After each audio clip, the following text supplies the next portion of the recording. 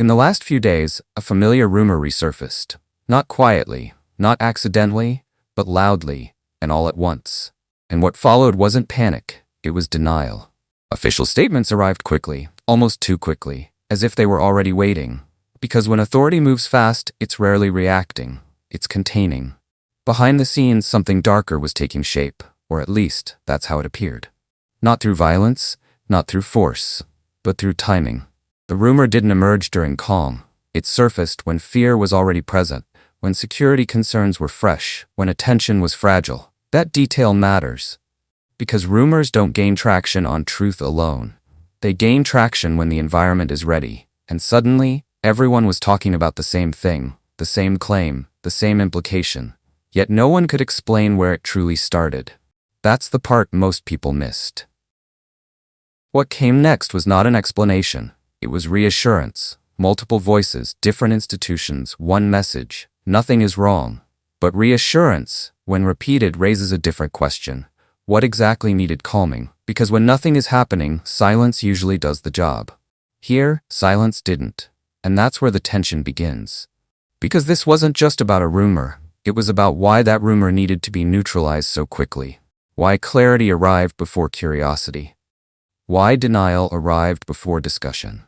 And once you notice that sequence, it becomes difficult to ignore. Stay with this. Because the story doesn't move forward with what was said. It moves forward with what wasn't. And that's where things start to feel intentional. At a time when security fears were already close to the surface, social media began circulating a version of events that hinted something had shifted at the very top. It didn't arrive as a question. It arrived as certainty. Screens filled with the same message, repeated in different words, shared by accounts that didn't usually agree on anything. The timing raised eyebrows. The silence that followed raised more. Because this wasn't a private rumor, it was public. And it spread in a way that suggested preparation, not panic. Behind the headlines, a powerful traditional seat remained unchanged. Yet online, the suggestion was movement, departure, instability. And then the response came. Institutions began speaking almost in unison. Statements were issued, reassurances were delivered. Not to explain what happened, but to insist that nothing had. Because when institutions rush to speak, it's usually not about noise, it's about control. And once that pattern appears, the story stops being about the rumor itself and starts becoming about why the rumor needed answering so fast. Within days, multiple institutions stepped forward, not to announce a change, not to explain a crisis, but to repeat a single message. Nothing is happening. The first denial came from the traditional authority itself. Clear, direct, firm. Then another voice joined in. A national religious body, speaking not just to followers but to the country at large. Again, the message was the same. No departure, no hidden agenda, no disruption. And then a third layer. The state government moved to reassure the public. No plots, no plans, no internal struggle. 3 different institutions, different responsibilities, different audiences, one coordinated outcome. That alone is unusual, because denials typically respond to confusion. This felt more like consolidation. What made it more striking was what none of the statements addressed. They corrected the claims, but they didn't trace their origin. No timeline, no source, no explanation of how the story traveled so far so fast. Instead, the emphasis stayed narrow. Focus on the result. Ignore the route. And that's where things stop making sense. Because when several authorities deny the same story at once, the question is no longer whether the story is true. The question becomes, why did it require this level of response? And once that question is asked, the surface explanation no longer feels sufficient. Within days, multiple institutions stepped forward, not to announce a change, not to explain a crisis, but to say one thing repeatedly: nothing is happening. The first response came from the traditional authority itself, a direct rejection of the claims. No movement, no disruption. Soon after, a national religious body added its voice. The message was firm. The allegations were false. The intent behind them, misleading. Then came the state government. Clear reassurance. No plans. No internal struggle. No threat to the position in question. 3 separate institutions. Different roles. Different audiences. One consistent message. That alone stands out. Because public denials usually follow confusion. They don't usually arrive layered, aligned, and immediate. What was missing mattered just as much as what was said. There was no explanation of how the story began, no account of why it spread so quickly, no interest in tracing its path. The focus stayed fixed on one point: shut it down. And that's where things stop making sense. Because when authority responds in chorus, the issue is no longer the rumor itself, it's the urgency behind the response.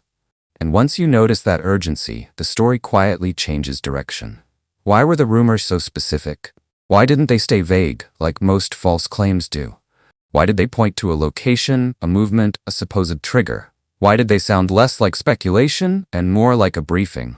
Why now? Why surface this story at a moment when security anxiety was already high? Why release it when people were already watching the news closely? Why choose a time when attention was divided, but fear was available? Why target religious authority? Why frame the story around a traditional figure whose influence extends beyond politics? Why suggest instability at the top of a structure built on continuity? Who benefits when trust in that structure begins to weaken? And why link it to foreign airstrikes? Why attach the rumor to an external military action? Why connect a local authority to an international conflict? What reaction was that connection designed to provoke? Notice what wasn't addressed at first. Notice how fast certain words trended. Notice how the narrative tied fear, religion, and power together. Who introduced those connections? Who repeated them without questioning the source? Who amplified them without adding new information? Here's what no one is explaining. Rumors don't spread this cleanly by accident. So who prepared the ground? Who understood the moment? Who knew exactly which fears to touch? And when you line up those questions, when you follow the sequence instead of the statements, this is where people start disagreeing. Because at this point, the issue isn't whether the rumor was true, it's whether it was useful. If this feels familiar, it should. Because this isn't the first time a traditional authority has found itself at the center of sudden online unrest. And it isn't the first time religion has been presented as a risk during moments of national anxiety. The pattern repeats. A rumor surfaces, it questions stability, it hints at internal conflict, and it frames religious leadership as something that needs watching. Then security enters the story, not as an explanation, but as an amplifier. Fear travels faster when it wears the language of safety. What's striking is who speaks next and who doesn't. Political voices stay measured, careful, often quiet. But traditional leaders speak directly. They talk about bloodshed, they talk about responsibility, they talk about restraint. That contrast matters, because in recent months the figure at the center of this story had been unusually clear. Clear about insecurity, clear about leadership failures, clear about the human cost of silence. He had also been equally clear about religion, that faith must not be imposed, that belief must not be weaponized, that coexistence is not optional. And yet those statements didn't trend the way the rumor did. What traveled instead was the suggestion of threat, the idea of instability, the implication that something powerful was out of alignment. Same playbook, different moment. Once you see that sequence, rumor, fear, reassurance, it becomes harder to treat this as a random event, because repetition isn't coincidence, it's design. And the moment you recognize the pattern, the story shifts again. Not toward answers, but toward intent. The real issue here may not be whether the rumors were true, it's what they were trying to interrupt.